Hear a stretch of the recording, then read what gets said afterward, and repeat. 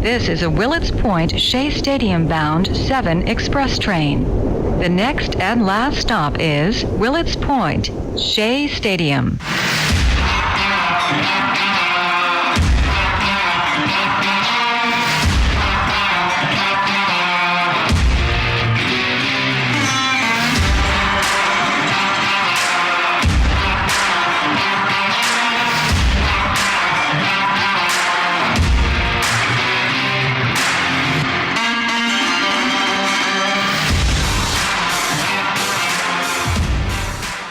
Yes, it is the Subway To Shea Podcast. Anthony Rivera here with you, talking about all the news and happenings surrounding that team from Queens, the New York Mets. You can follow me on Twitter at Subway To Shea. Listen and subscribe to the show on Anchor.fm, Apple Podcasts, Spotify, Google Podcasts, Radio Public, Breaker, and Pocket Cast. Make sure you turn on those notifications to never miss an episode of Subway To Shea. Also, please take a few minutes, write me a review. Let me know what you think of the show. You could probably do that on Apple Podcasts. That's probably the best place to do it. Write me a review, rate the show, help me to climb up those rankings when it comes to baseball podcasts and Mets podcasts. I would really appreciate it. Even if there's things that you don't like about the show, let me know, because I want to know how to make this show better for you, the Met fans out there. So leave me a review, rate the show. If you give me 5 stars, even better. I'd appreciate it. You can also find Subway To Shea on YouTube. This podcast is available every Thursday on the HSP network. Catch me alongside podcasts like The Bullpen with DA, Third Floor Lounge, which covers the NFL and NBA, and Sus Talk. Just search High Spot Podcast on YouTube or youtube.com/High Spot Podcast and make sure to subscribe today. Big thanks and shout out to Matthew Cintron, who joined me last week. We talked about his apparel and clothing company, 1986. Matthew sells a lot of t-shirts and a whole lot more, so make sure you check out his website and buy some Mets merch. All right, Mets fans, we are going to do a little something different this week. Over the last month or so, I've been bringing guests on each and every week. So we do have a guest, but it's going to be a little different. He's going to be like my co-host this week. Cintron joins me now, and you may know him on Twitter at @OneInfamousTOAl, where he does his infamous takes on the Mets, the Knicks, and the Washington Redskins. He's also a contributor for the 7 Line. Al, how you doing, buddy? What's going on, brother? I'm good. It's the Washington football team now. Oh, my goodness. Yes. It's been so long now. I even forget. I haven't really watched football as much in a long time. But how do you feel about that, actually, about them being the Washington football team? At first, I was against it because I grew up on that and I have so much merch. But then I thought about it and I'm like, you know what? It's the right thing to do. If it offends a certain group, then I understand the name change. I just wish it was across the board. But, I'm happy they did it. It's different, but I like it now. I fell in love with it, so it's all good. And they won a division this year, so. Yeah, it's 7-9, but I'll take it. You got to be in it to win it. And we did give Tampa their toughest game in the playoffs. So I'm happy with that. By any means necessary. Exactly. All right, Al, you made a great comment during your infamous take on Sunday. You said the start of this season feels like the Mets are 0-5. I agree with you, but let everyone know why you feel that way. It feels like 0-5 because of the bats are not awake, and I understand that every baseball season the bats are behind pitching. It's just the way it happens. But it feels like 0-5 base because of the fan base, to be honest with you. It's so negative. And I've been saying this all during this offseason. I've said it for years, actually. Met Twitter is so toxic, and the way that, it's crazy. So, for example, the Wilpons, we killed them, rightfully so, right? The fan base, we need to get rid of them, sell the team, MLB step in. It finally happens, the sale of the team. And I've said on my infamous take, it's like winning the World Series with the Wilpons gone and Steve Cohen in charge. So that's a win right there. So this year, to me, is the beginning of something special. But 5 games in, it's like 0-5, and the fan base is just bad. It's just so negative. Yeah, and I kind of feel also at fault myself for I just get frustrated so quickly. But, and then I have to reel myself in. It's a process. Like you said, Steve Cohen just taking over this year. Actually, throughout most of this off season, I've been pretty much like you, just calm. And I don't know if it's because of the lack of false starts we've had, had with Washington having COVID and then, the rainouts. I think, I don't know, all that frustration boils over and we haven't even seen that much baseball at all. No. And the other thing that adds to this is that, okay, this off season, everybody wanted certain people, right? And the season started. This is the team we have. To me, we got the best player this offseason in Francisco Lindor. The best. Do we have to trade pieces? Yes. But will all four of those guys amount to Francisco Lindor's career? Hell no. So we got the best player available. He's better than Springer. He's hurt. He's better than Real Muto. That 5-year deal is going to, towards the end of that deal, is not going to look so good. He's better than who else? Ham didn't want to come here to be he wanted to be the closer, right? Yeah. He was never coming here. So just every time something happens, I wish we had this guy. No. We have the best team we've had in a long time, and it's going to take time to come together. If this was July, I would say, okay, it's time to panic. It's freaking April, and I was guilty of it myself. The bats, blah, blah, blah. But then, like I said in my last episode, I apologize for that because I hate when Yankee fans boo Stanton after one game. That pisses me off. It's one game in, they were booing the poor guy. Yeah. Especially after the playoff run he had. He had an amazing playoff run, and then they just throw it right down the toilet. Yeah, forewarning to every Mets fan out there, it's going to be a while before these guys get started because it's just, we keep getting stopped every time. Like I said, the Washington series, now the rainouts, they haven't had any consistent play. This is kind of what, and I mentioned this last week on my show, this is kind of what knocked them out last year. Because if you remember, they started to get on a run, then they go to Miami with the COVID issue, and then it threw them off. The other thing is I hope the fans are ready because this is going to be a week where the Mets not only get rained out, they're going to get snowed out. I saw that too. I saw the 7-line post that it's going to snow out there in Colorado. It's... Yeah, they can't catch a break. No, they can't, but I'd rather this happen now than the end of the season. So let's just get all of this out the way now. That way we can get on a roll, and then let's see how Mets Twitter reacts when the Mets get on a roll.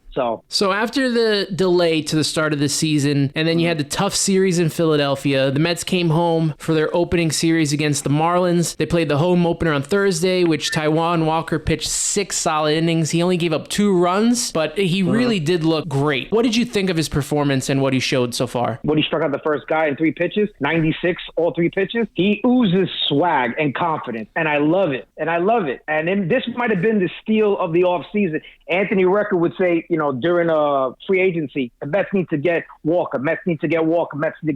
So I started, paying attention to him, and it looks like he was right.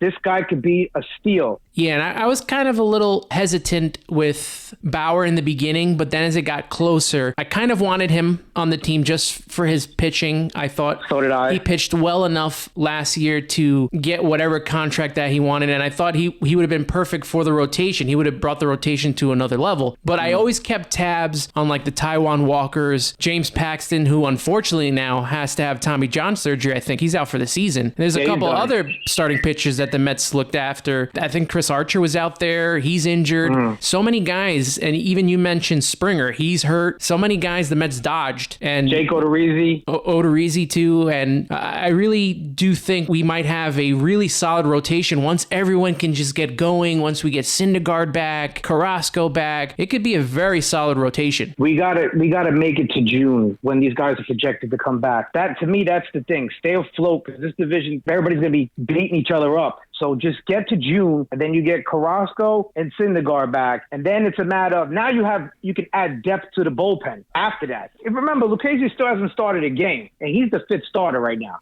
So the Mets are going to have the deepest starting pitching in baseball. Yeah, and I know a lot of fans hate this 7-inning doubleheader. I'm not too crazy about it, but I don't hate it, especially with this team right now, because you could either have the pitcher go all 7 innings, or if you want to limit the pitch count for the pitcher, because I know Luis Rojas likes to do that, then, you could go shorter and go bullpen. So I do think the Mets can benefit from some of these 7-inning doubleheaders. I think this is the perfect medicine right now for everything that's happening with this bullpen. That's the biggest weakness right now. The starting pitching is the strength right now of this team in terms of you got to decide what do you want. So this is the perfect formula today would be 5 innings plus from Walker. Then you go May, Diaz, boom, get the win. Second game, same thing. Stroman 5-6, May, a little loop, Diaz, boom, done. If we see any of the other guys, Lord have mercy.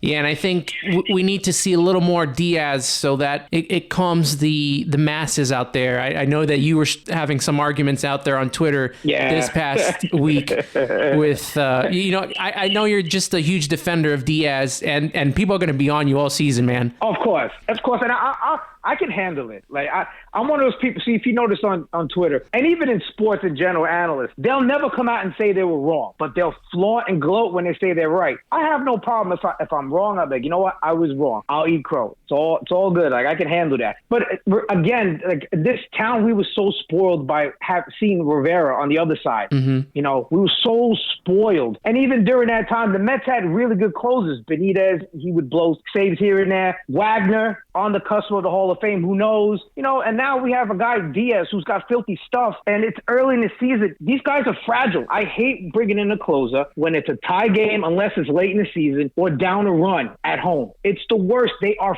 fragile. They are creatures of habit. It's just let them come in when it's time for them to come in. You have so many other options out there, and this is what happens. Yeah, not only has the bullpen struggled, but the offense struggled. The Mets were down 2-1. Offense was not doing anything. Then the birthday boy, Jeff McNeil, hits the game-tying home run off of Anthony Bass, who's been struggling since the beginning of the season, seemed to rattle him. They go the walk Guillorme, double to Nimmo, and then once loading the bases, Michael Conforto gets hit on the arm. A little bit of the controversy there because he kind of leaned in the strike zone, which he should have been out. But what did you think of that whole sequence, how it went down? And do you think Conforto's default there? Is it all on the umpire? Now, listen, you do what you got to do to win. They always say take one from the team, you know? But to me, it was his response was weak sauce. I don't know if I did it on purpose, something like that. No, dude, it's obvious. You stuck your elbow out. Take the win. Say, you know what? I did what I had to do for the team. And remember, who was going the next day? deGrom. So if somebody threw at Conforto, deGrom, it was deGrom, correct? Pitching the next day? Mm-hmm. Yeah. So if somebody threw at Conforto, deGrom throws 102. What, you think he's not going to throw at somebody to protect Conforto? I would have said, yeah, I stuck it out. Anything to win. Man up. Own it. Yeah, I was a little upset at first with Conforto because I really wanted to see him get out of his slump. He's struggling. I don't know if he left over, 19 people on base. He left his village.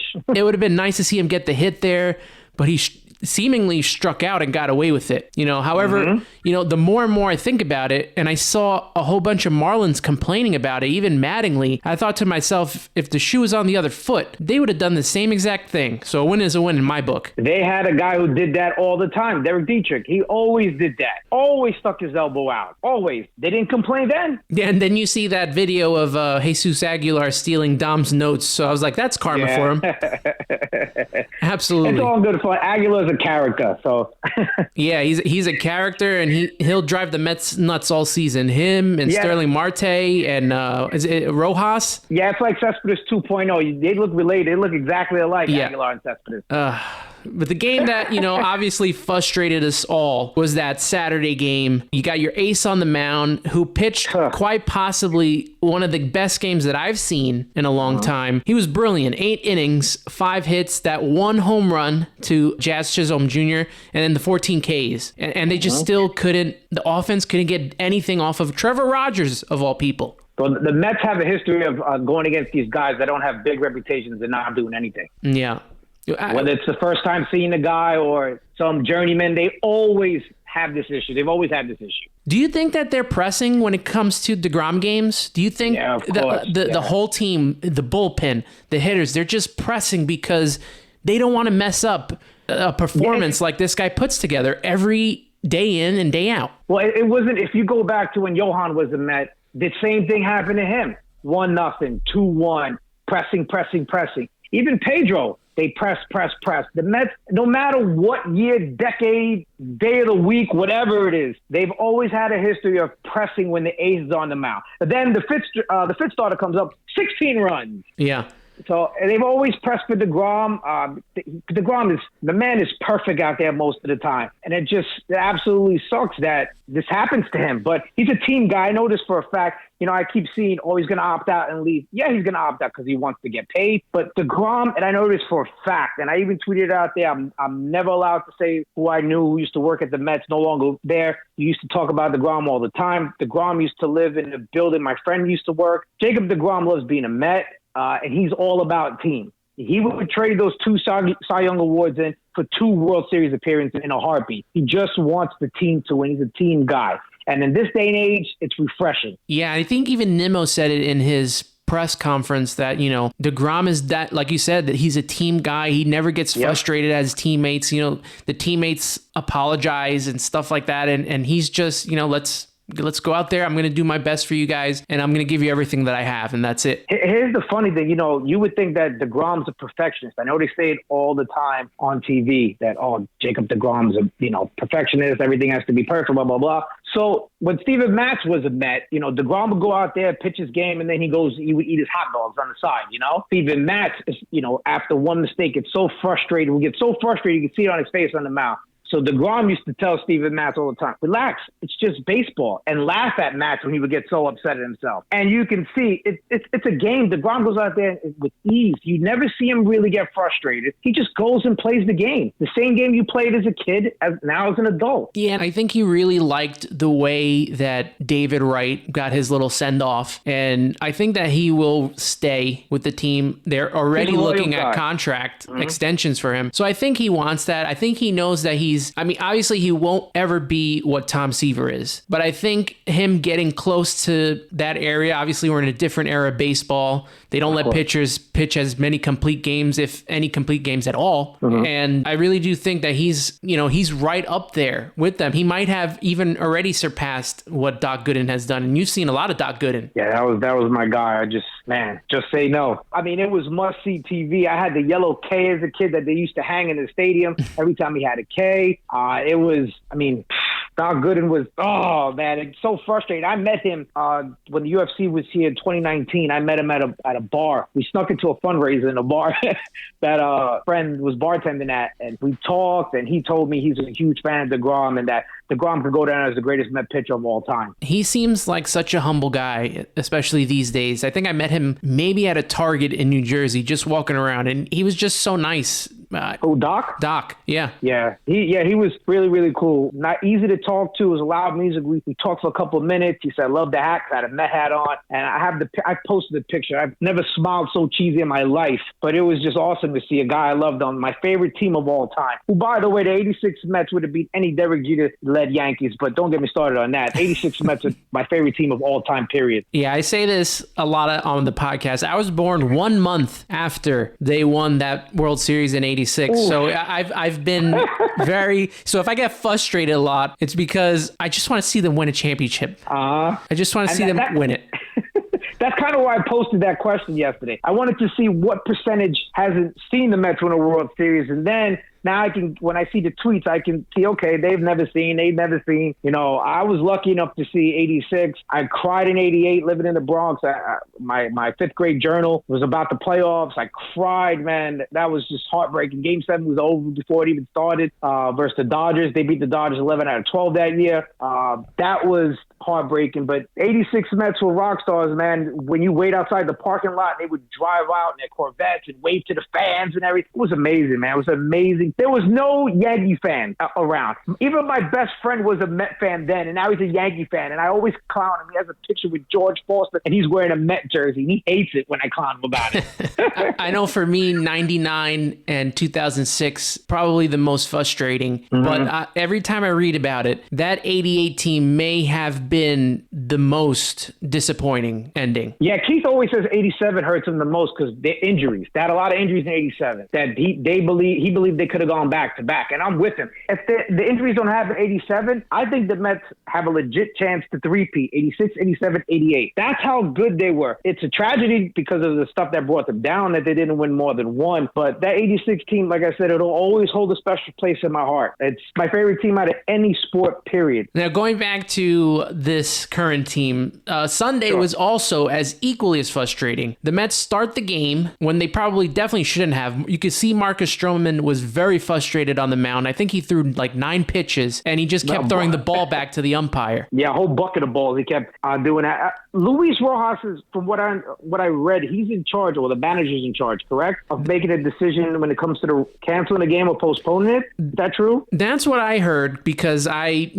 vented my frustrations out on the umpires, but I was told that it was the Mets that make that decision. Yeah. Now, I don't know how much Luis Rojas makes decisions, as you could tell listening to his press conferences, but you gotta sit that game out, or at least start an opener. Well, when it comes to Rojas, I have some insight so remember they hired Carlos Beltran originally, correct? Mm-hmm. Yep. They really wanted him because he's a smart baseball mind, Carlos Beltran. Nothing against Luis Rojas. He was going to be on the staff, correct? Yes.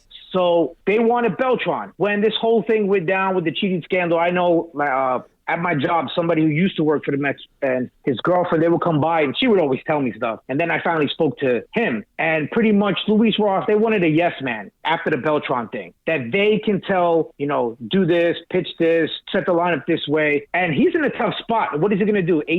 Over 15 years in the business, in the organization? You jump at the first chance. What is he going to say? No, he's not. He doesn't want to be the manager. But he's in a tough spot. And if it looks like he's a yes man, from what I was told by the previous regime, yeah, that's pretty much. It's sad, but that's pretty much it. You can see by his press conferences, it sounds like he has an earpiece in and they're telling him what to say. Yeah, every answer, I used to not want to listen, but I do tune in extra carefully to what he says, and I'm struggling. I want him to succeed. I really do, but he's not showing me that. And I know it's only a short amount of games. He comes in late, what about 2 or 3 weeks before the spring training started in 2020, and then they got stopped because of COVID. They do only the 60 games, and then now these only 5 games that they've played so far. But just hearing what he's saying, he doesn't seem like a guy who's been doing this for a very long time, especially in the minors. The players love him. The players love him. The players respect him. Now, does he have what it takes to get it done as the manager?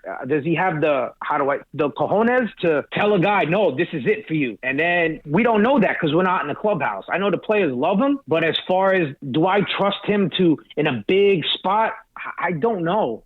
Right now, I'm leaning towards no. And if the Mets don't make the playoffs this year, he's not going to be the manager, obviously, next year. Yeah, and I was a little surprised that, Sandy and Steve brought him back and not right at the bat went with their own. I think that Sandy knows and has dealt with Rojas, has been in the organization for so long, that out of respect, they gave him this chance, this shot. I mean, COVID last season, so many players struggled, managers struggled, organization struggled. That's last year was terrible on a lot of people. So I think it's only fair to give him the whole season and see what happens. And if you catch lightning in the bottle, you might have your manager for the next 10 years. And if not, you can go out there. There'll be several qualified candidates available, like a Mike Scioscia. To me, I would love for him to be the Met manager. You got Scioscia, you got Bochy, you got Buck Showalter.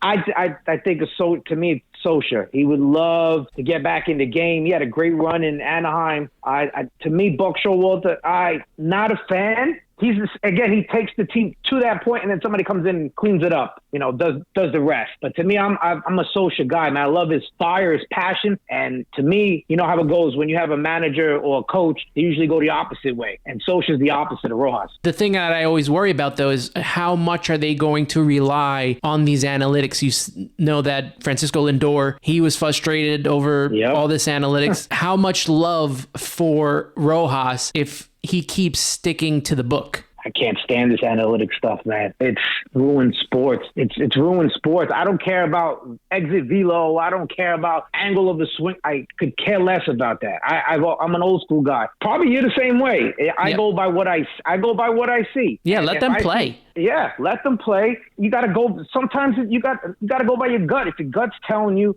you know what, I got to take this guy out, and it doesn't work, then say, I trusted my gut. I would respect that 10 times more. Well, I went by the book. By the book? Come on, man. Yeah, that's why the first game frustrated me so much when they took out deGrom at only 77 pitches. I know he eventually said that he wanted to come out and that was the right time, but this whole 6 up, 6 downs, and just let them play.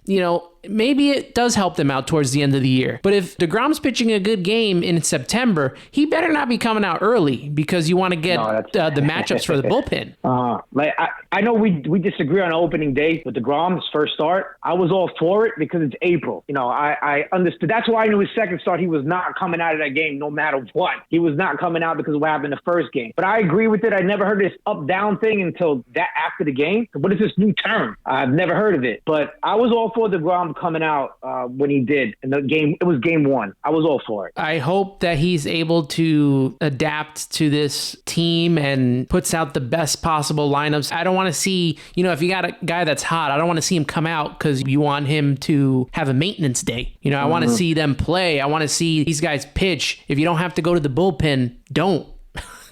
Because it seems like a struggle right now for them. I think they're all pressing everyone, the manager, players. There's so much pressure on them this year. So because the projections, they're going to win division. This is a World Series caliber team. I just think everyone's pressing. I think it's a beautiful day out today. Perfect day to play too. I take a deep breath.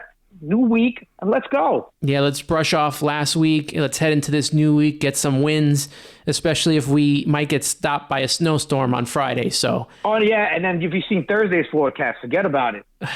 You just can't catch a break here. Yeah, and deGrom's supposed to pitch that day. So what do? Do you not, because it could be a start and stop day with the rain, do you run Lucchesi out there and say, okay, you're going to pitch that day, but then deGrom's going to be in the frozen tundra of Colorado that weekend? Yeah. I think that you definitely have to now consider this opener anytime that there is some sort of rain in the forecast. I agree. Analytics has to make that a rule for the Mets. Like, they have to follow that. I thought that was such a smart move by Don Mattingly to do that in case they come back and then his starter comes in. Luckily enough that we have Stroman going again, but we might have lost him for an entire week. Yeah, I do you think he was pressured into pitching today? I don't think so. I think he's very much his own guy. He seems that way on Twitter. I do think he's a gamer. So I think that he's going to show people that he can pitch. But he was equally as frustrated. And I don't blame him for it. Yeah, I don't blame him, but he'd be mad at the team. The umpires, it's not their fault. They could have.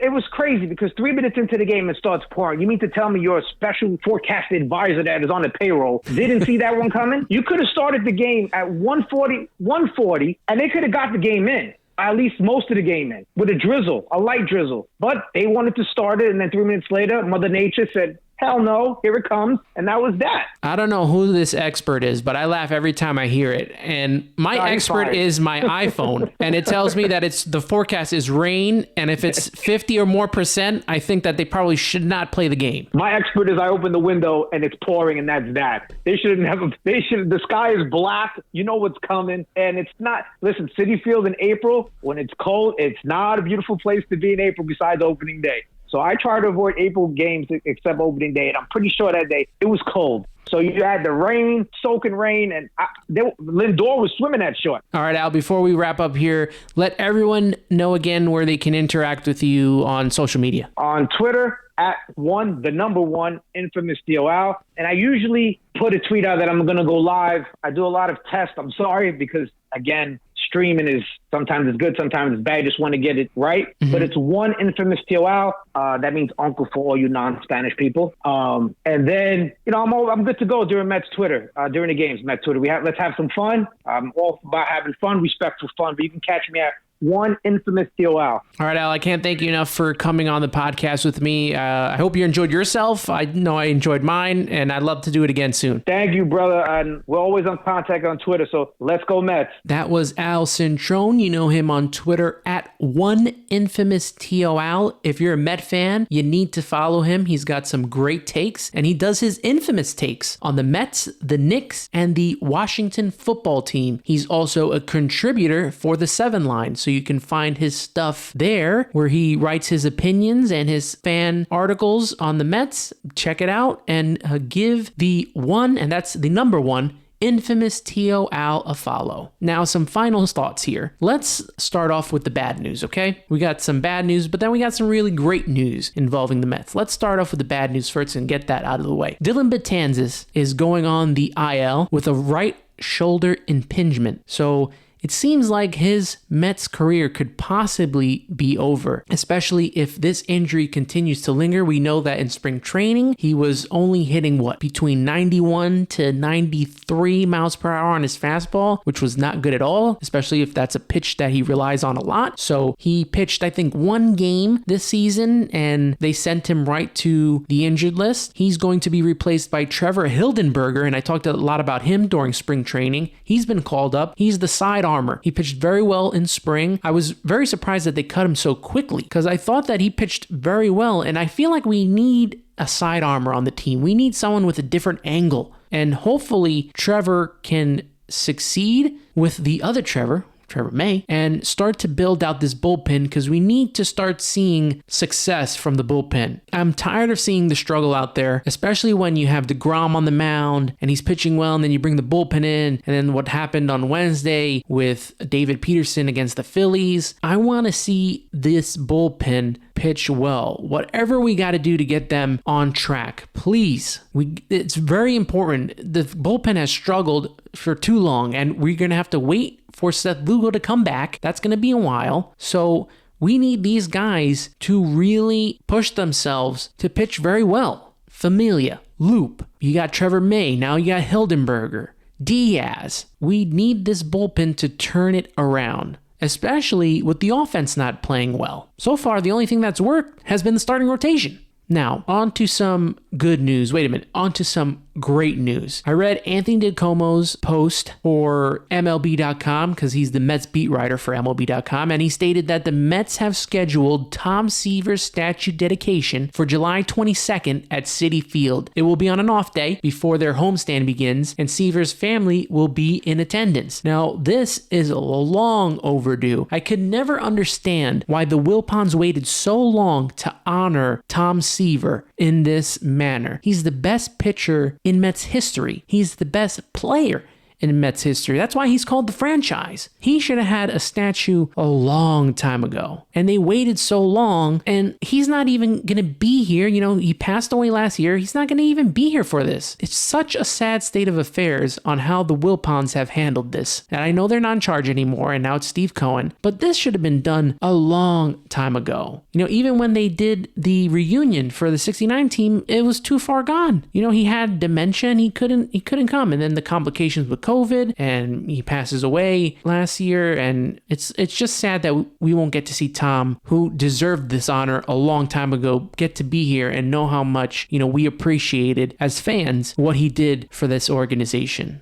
Speaking of honors, the Mets will also honor his rotation mate, Jerry Koosman, with a number retirement ceremony. This was supposed to take place last year, but then COVID happened. So now there will be fans in the stands. They get to enjoy Jerry Koosman, who deserves this honor, and it's a great honor for him. He was a part of the 69 team, the 73 team. He'd been a part of the Mets for a very long time, and well deserved for Jerry Koosman. And that's not all. The Mets will induct 3 new members into the Hall of Fame this year. John Matlack, starting pitcher who pitched on the 73 team. He was 82 and 81 with a 3.03 ERA in his Mets career. He was a 3-time All-Star from 74 to 76. You have Ron Darling, who went 99 and 70 with a 3.50 ERA under the New York Mets. 4th all-time in Mets wins. Also, you can catch him in the SNY booth. He is a part of Gary, Keith, and Ron, that trifecta there. And that's another deserving pitcher that should be in the Hall of Fame. And one I'm very excited about because I grew up around the 99-2000 era. That's when I started really loving baseball. And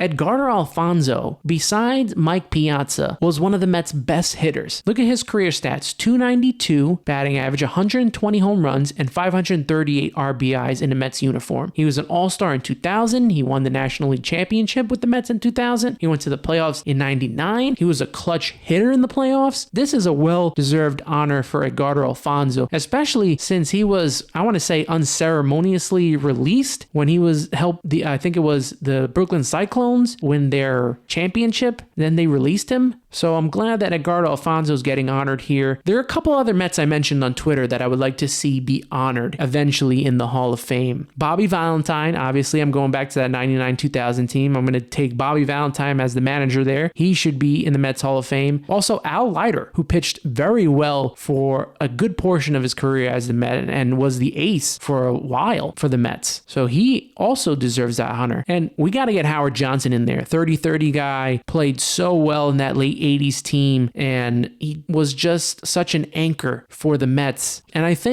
know I might get some flack for this because he right now is in the Yankee booth, but if you're going to have John Matlack in there, you got to have David Cone in the Mets Hall of Fame. David Cone pitched so well under the Mets and has a way better record than John Matlack does. So I think he is also deserving of that honor soon. Now, before we wrap up here, again, please take a few minutes to write me a review and let me know what you think of the show, the things you like, the things you don't like. I want to know that as well because I want to improve this show for you Met fans out there. So rate and review the show. You can do that on Apple Podcasts. You give me a 5-star review and we can climb up the rankings in baseball podcasts and New York Mets podcasts. You can follow the show on Twitter at Subway To Shea. Listen and subscribe to the show on Anchor.fm. Like I mentioned before, Apple Podcasts, Spotify, Google Podcasts, Radio Public, Breaker, and Pocket Cast. Turn on those notifications to never miss an episode of Subway To Shea. You can also find Subway To Shea on YouTube. This podcast is now available every Thursday on the HSP network. Catch me alongside new podcasts like The Bullpen with DA, The Third Floor Lounge, which covers the NFL and NBA, and Sus Talk. Just search High Spot Podcast on YouTube or youtube.com/High Spot Podcast. And remember,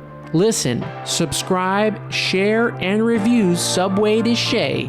And as always, I sign off with a Let's Go Mets. Take care, everyone.